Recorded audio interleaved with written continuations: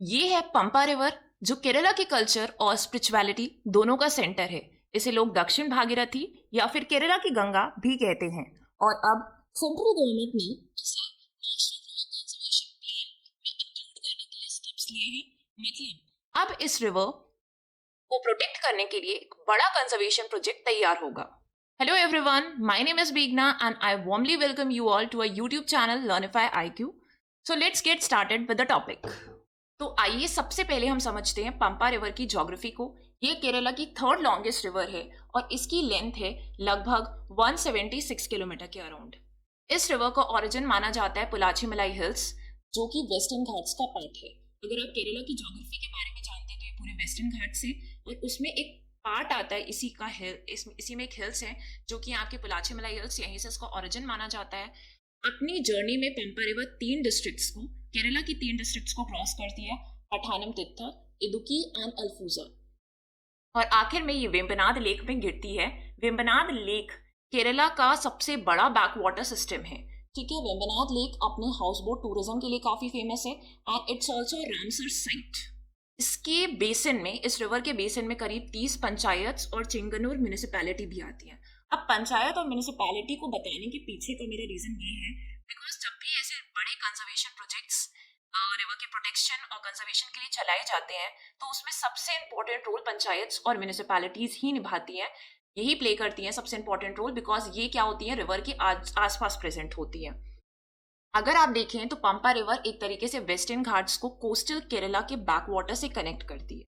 अब ये रिवर तो हमने जान लिया, बट इसके साथ ही केरला की दो और इंपॉर्टेंट रिवर है, इनके बारे में भी हम थोड़ा जान लेते हैं। एक है आपकी Periyar river and the second one is Bharathapuzha river. अब ये क्यों हम पढ़ रहे हैं, क्योंकि पेरियार रिवर जो है ना वो केरला की लॉन्गेस्ट रिवर कंसिडर की जाती है, जिसकी लेंथ लगभग 244 किलोमीटर के अराउंड है। अगर पूरा स्ट्रेच देखें तो ये केरला की लॉन्गेस्ट रिवर कंसिडर की जाती है। इसका ओरिजिन आप ध्यान रखेंगे कि ये शिवागिरी हिल से ओरिजिनेट होती है, जो अगेन आपके वेस्टर्न घाट्स का पार्ट है। वेस्टर्न घाट्स केरला में ही ये ओरिजिनेट होती है, फ्लो करती है कुछ मेजर डिस्ट्रिक्ट से जैसे इदुक्की और एर्नाकुलम। एर्नाकुलम हमारे लिए क्यों इंपॉर्टेंट है, इसके बाद ये रिवर फाइनली कहाँ पे चली जाती है, अरेबियन सी में ही एंड हो जाती है।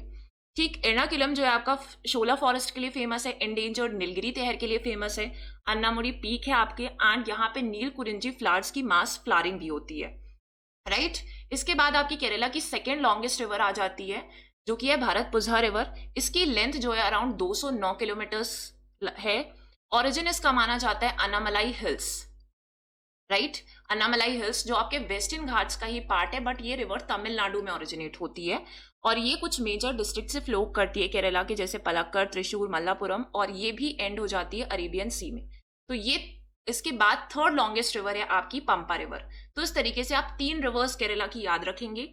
अब बात करते हैं हम इस रिवर की कल्चरल इंपॉर्टेंस की। तो पंपा रिवर को लोग केरला की गंगा इसलिए कहते हैं क्योंकि सबरीमाला टेम्पल से इसका डायरेक्ट रिलेशन है। हर साल लाखों पिलग्रिम्स पंपा रिवर में स्नान करते हैं और फिर सबरीमाला की यात्रा करते हैं।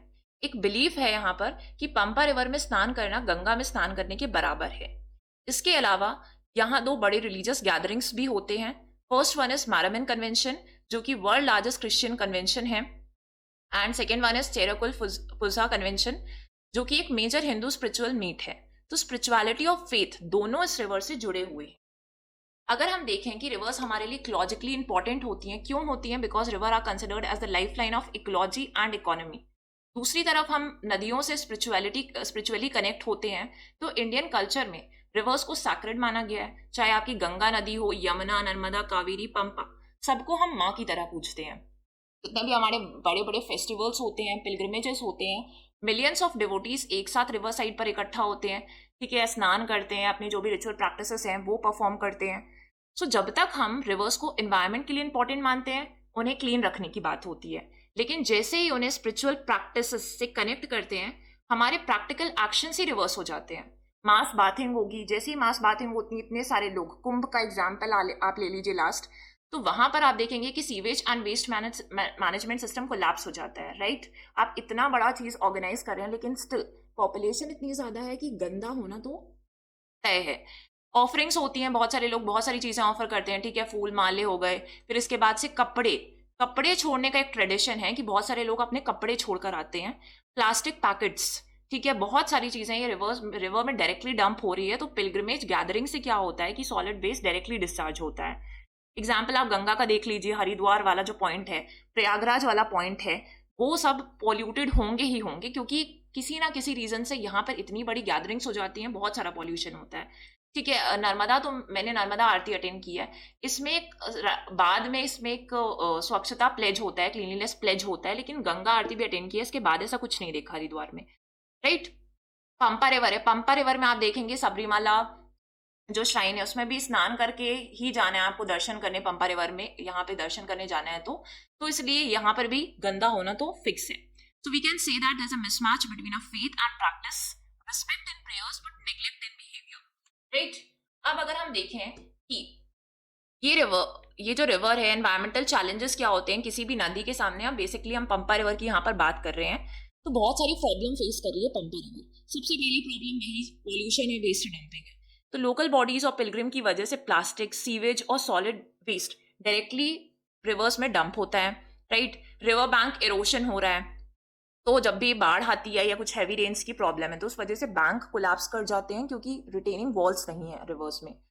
इसके बाद अगर हम देखेंगे तो सैंड माइनिंग, इंक्रोचमेंट हो रहा है, एक्वेटिक बायोडाइवर्सिटी का लॉस हो रहा है ना, जो भी फिश स्पीशीज हैं यहाँ की जो भी स्थानीय स्पीशीज है वो सब का लॉस होता है।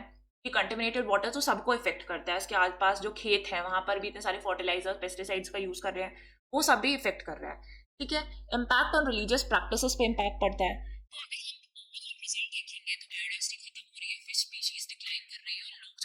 बात करते हैं उनके लिए भी पॉल्यूशन का एक रिस्क होता है ना, पानी इतना ज्यादा गंदा हो गया कि अब ये नहाने के लिए भी सुटेबल नहीं है, स्नान करने के लिए भी सुटेबल नहीं बचा है। तो ये सारी प्रॉब्लम्स है। अब इन्हीं सारी प्रॉब्लम्स के बीच में या देखते हुए सबको गवर्नमेंट कुछ इनिशिएटिव लेती है, और उसी इनिशिएटिव में नेशनल रिवर कंजर्वेशन प्लान की बात की गई है। तो अब इसलिए गवर्नमेंट ने पंपा को नेशनल रिवर कंजर्वेशन प्लान में इंक्लूड करने की प्रोसेस शुरू की है। अगर कोई भी रिवर इस प्लान के अंतर्गत इंक्लूड की जाती है तो इससे होता क्या है। ठीक है, सबसे पहली चीज है मल्टी करोड़ फंडिंग मिलेगी, और ये जो फंडिंग होती है वो रिवर को क्लीन करने में, उसको रिजुविनेट करने में हेल्प करती है। ठीक है, इतना सारा पैसा चाहिए ना, अगर आपको बड़े बड़े ट्रीटमेंट प्लांट्स लगाने हैं और सॉलिड वेस्ट मैनेजमेंट सिस्टम बनाने हैं तो आपको बहुत सारी फंडिंग चाहिए होती है। कि रिवर का स्ट्रेच जो होता है ना, अगर आप 244 कितना है इसका 176 किलोमीटर के अराउंड है, तो इतने बड़े स्ट्रेच को क्लीन करने के लिए आपको बड़ा फंड चाहिए होता है। ठीक है, रिवर बैंक प्रोटेक्शन के लिए रिटेनिंग वॉल्स कंस्ट्रक्ट करने होंगे, फ्लड प्लेन्स का इको रिस्टोरेशन होगा, तो जल शक्ति मिनिस्ट्री स्टेट और लोकल गवर्नमेंट्स को टेक्निकल सपोर्ट देगी, है ना। तो पहले क्या प्लान है कि पंपा रिवर बेसिन अथॉरिटी बनाने का प्लान था, लेकिन वो शेल्व हो गया था, और अब एनआरसीपी का इंक्लूजन और भी ज्यादा इंपॉर्टेंट हो गया, क्योंकि इसके पहले और कोई मेजर प्लान यहाँ पे एग्जिस्ट नहीं करते हैं। ठीक है। फिर आप देखिए कि स्टेट और लोकल बॉडीज का भी कुछ रोल होता है। तो केरला गवर्नमेंट को यहाँ पे एक detailed conservation project report submit करना होगा सेंट्रल गवर्नमेंट को। लोकल सेल्फ गवर्नमेंट जो इंस्टीट्यूशंस है, जैसे पंचायत हो गए आपके, और चेंगनूर म्यूनिसिपैलिटी है, वो डायरेक्टली रिस्पॉन्सिबल होंगी इम्प्लीमेंटेशन के लिए। जैसा कि मैंने आपको पहले बताया कि जो भी एरियाज यहाँ पे लोकेटेड होंगे, चाहे वो पंचायत से म्यूनिसिपैलिटीज, वही डायरेक्ट इम्प्लीमेंटेशन करेंगे इस प्रोग्राम का। लोकल लीडर्स ने खुद हाईलाइट किया है कि इरोशन सबसे बड़ा थ्रेट है इस रिवर पर, मतलब बिना स्टेट और लोकल कोऑर्डिनेशन के कंजर्वेशन सक्सेसफुल ही नहीं होगा। राइट। तो इस रिवर को इस प्लान में इंक्लूड करना एक बहुत मेजर स्टेप है, जो बहुत ज्यादा जरूरी है। इसके बाद देखिए कि अब हमारे पास वे फॉरवर्ड क्या हो सकता है। तो इको फ्रेंडली पिलग्रिमेजेस हमें रखने पड़ेंगे, पिलग्रिम्स के लिए ग्रीन टॉयलेट्स, बायोडिग्रेडेबल ऑफरिंग्स और स्ट्रिक्ट वेस्ट मैनेजमेंट सिस्टम्स तैयार करने होंगे। सस्टेनेबल एग्रीकल्चर के लिए हमें बोला जाता है कि रिवर्स के फ्लड प्लेन में केमिकल फ्री फार्मिंग करनी चाहिए। स्ट्रिक्ट मॉनिटरिंग होगी, जैसे सैंड माइनिंग या इलीगल कंस्ट्रक्शन पर कंट्रोल लगाया जाएगा। टेक्नोलॉजी का यूज किया जाएगा, जिसके अंदर आपका आ जाता है जीआईएस मैपिंग, और रिमोट सेंसिंग से पॉल्यूशन और इरोशन हॉटस्पॉट्स ट्रैक करने पड़ेंगे। कम्युनिटी इन्वॉल्वमेंट होगा, लोकल लोग और रिलीजियस इंस्टीट्यूशंस को अवेयरनेस और पार्टिसिपेशन में इंक्लूड करना होगा। तो दोस्तों, पंपा रिवर एक रिवर नहीं है, ये केरला के लिए फेथ, कल्चर और इकोलॉजिकल लाइफलाइन है। एनआरसीपी में इसका इंक्लूजन एक बड़ा स्टेप है, जहां गवर्नमेंट, स्टेट और लोकल बॉडीज मिलकर एक होलिस्टिक कंजर्वेशन मॉडल बना सकते हैं। अगर ये मॉडल सक्सेसफुली इम्प्लीमेंट हुआ तो पंपा रिवर कंजर्वेशन का एक एग्जाम्पल बन सकती है कि कैसे हम अपनी सैक्रेड रिवर्स को मॉडर्न साइंस और ट्रेडिशनल फेथ दोनों के साथ प्रोटेक्ट कर सकते हैं। तो आज इस वीडियो में हमने समझा कि न्यूज़ क्या है, पंपा रिवर की ज्योग्राफी क्या है, इसके अलावा हमने केरला की दो इंपॉर्टेंट रिवर्स की ज्योग्राफी भी समझी, इस रिवर का इंक्लूजन कैसे सबको बेनिफिट करेगा, राइट? अगर आपको ये वीडियो इंफॉर्मेटिव लगी है तो please like and share this video. Do subscribe our channel for more such updates. Share your feedback with us. Take care and keep learning. Thank you, everyone.